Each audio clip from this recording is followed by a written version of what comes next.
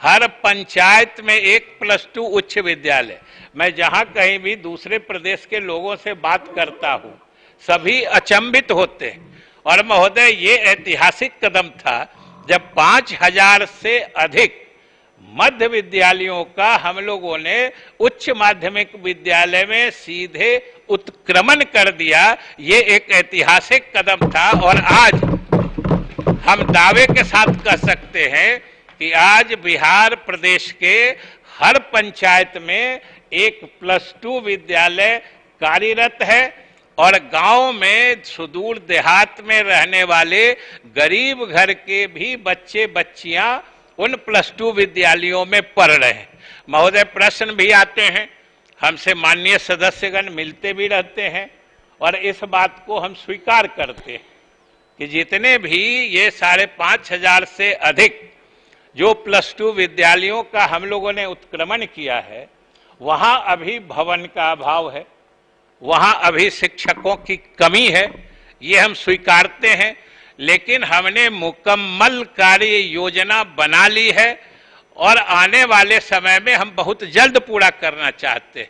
महोदय, जैसा कि अभी हमने कहा कि माध्यमिक उच्च माध्यमिक विद्यालयों में 30,000 शिक्षकों की नियुक्ति की प्रक्रिया हम लोग लगभग पूरी कर चुके थे।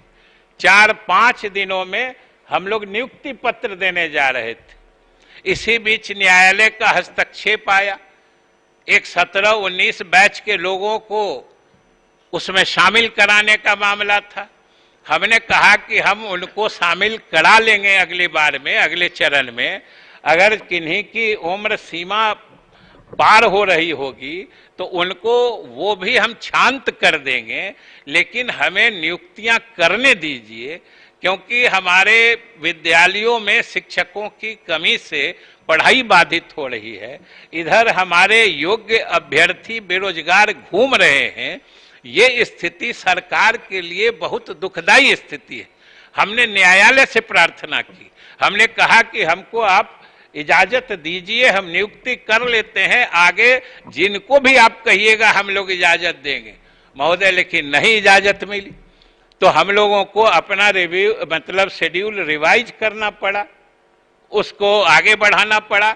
लेकिन महोदय, हम लोगों ने भी तुरंत तत्क्षण उसको फिर से पुनरीक्षित करके अभी हम लोगों ने नया शेड्यूल जारी कर दिया है और जुलाई माह के खत्म होते होते हम लोग ये 30,000 शिक्षकों की नियुक्ति, सोच लीजिए 5,000 विद्यालय है, 30,000 हम नियुक्तियां करेंगे, जिसमें माध्यमिक और उच्च माध्यमिक दोनों के हैं लगभग 19,000 और 11,000, लगभग 5-6 औसतन शिक्षक हम सभी विद्यालयों में उपलब्ध कराएंगे। और महोदय, जहां तक भवनों की कमी है, हमें बताते हुए अपार प्रसन्नता हो रही है कि ये मुख्यमंत्री जी का जिसको कहते हैं ड्रीम प्रोजेक्ट है, हर पंचायत में +2 विद्यालय हो, इसमें भवनों की दिक्कत नहीं हो। इसलिए मुख्यमंत्री जी का स्पष्ट निर्देश आया कि भाई चाहे इसमें जो राशि लगे इसको प्राथमिकता से कराइए। और आज मुझे बताते हुए प्रसन्नता हो रही है कि लगभग 7,500 करोड़ की योजना सिर्फ उत्क्रमित उच्च विद्यालय में, जहां पर भवनों की कमी है, वो 2 साल के अंदर हम लोग सभी विद्यालयों में जो भविष्यवाणी हो रही है तो वो हम पूरा करा देंगे। अब बताइए कि हम शिक्षक उपलब्ध करा देंगे, भवन बना देंगे। अब सोचिए, जब हमारे गांव की बेटियों को पढ़ने के लिए कहीं दूर जाना नहीं पड़ेगा, अब अपने ही गांव में, अपने ही पंचायत में वो +2 तक। महोदय, याद होगा हम आप जब पढ़ते थे तो उसको प्री यूनिवर्सिटी कहते थे, जो एक तरह से वो यूनिवर्सिटी का पार्ट होता था, जो आजकल 12 कहते हैं।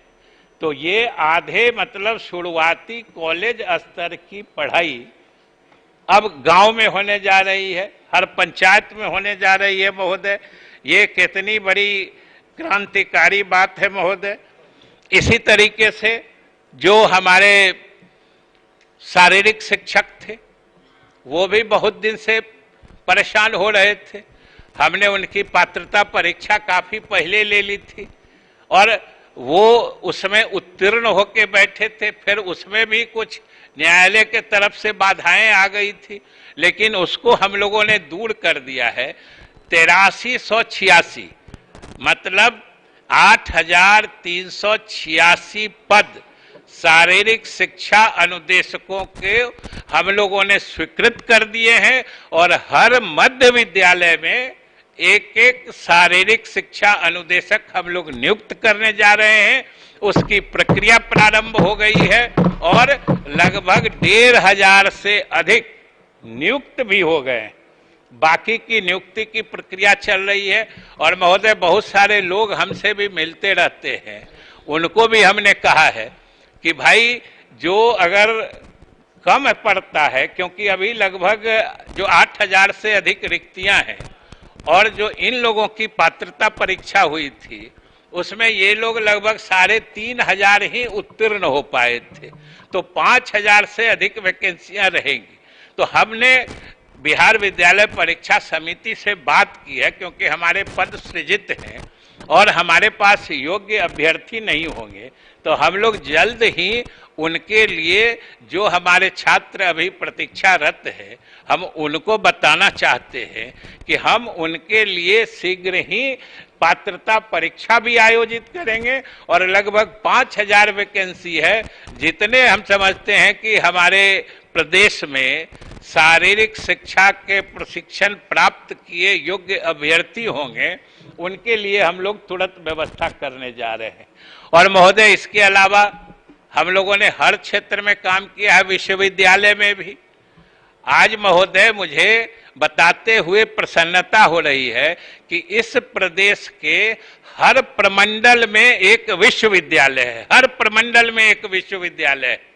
हर जिले में पीजी की पढ़ाई प्रारंभ करने की योजना बन चुकी है हर जिले में, और हर अनुमंडल में कम से कम एक डिग्री महाविद्यालय है। जो हमारे बहुत सारे साथी यहाँ पर प्रश्न भी करते रहते हैं, ये हम लोगों ने वहाँ वो हर अनुमंडल में जो 101 अनुमंडल है हमारे, हम सब में कम से कम एक डिग्री महाविद्यालय जहाँ नहीं है, लगभग 18 चिन्हित हुए थे, उसमें से 7, 8, 9 में तो हो गया है, कुछ जगह भूमि चिन्हित हो गई है।